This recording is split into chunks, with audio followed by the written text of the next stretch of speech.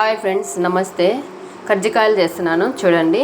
కావాల్సినవి పప్పులు, బెల్లము, కొబ్బరి, గోధుమ పిండి. మైదా పిండి, గోధుమ పిండి రెండు కలిపైనా చేసుకోవచ్చు, లేదంటే గోధుమ పిండితోనే చేసుకుని. నేనైతే గోధుమ పిండితోనే చేస్తాను. కొలతలు అయితే కేజీ పప్పులు అయితే కేజీ బెల్లం వేసుకోవాలి కొలతల ప్రకారం. ఇప్పుడు పప్పులు కొట్టుకుందాము. మిక్సీకి వేసుకొని అందులోనే యాలకులు వేసేస్తాను. కొబ్బరి కూడా కొంచెం వేసుకుంటాను నేను.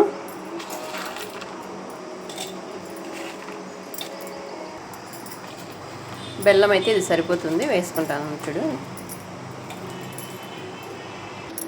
ఇలా కొట్టుకోవాలి.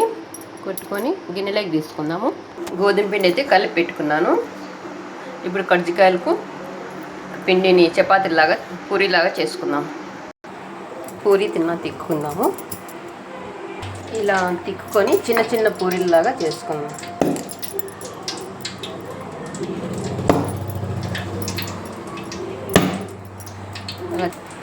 ఇలాంటిది ఉంటే ఇలాంటి దాంట్లో అయినా చేసుకోవచ్చు.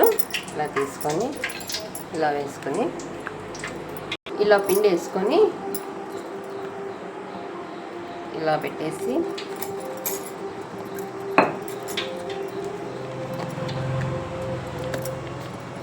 ఇలా తీసుకోవటమే.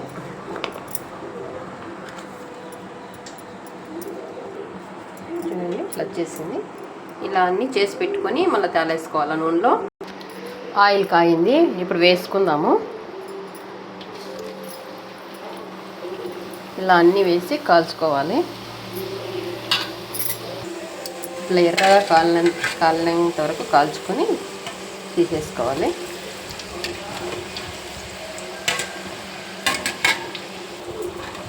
ఇలా కాల్చుకొని తీసేసేయాలి.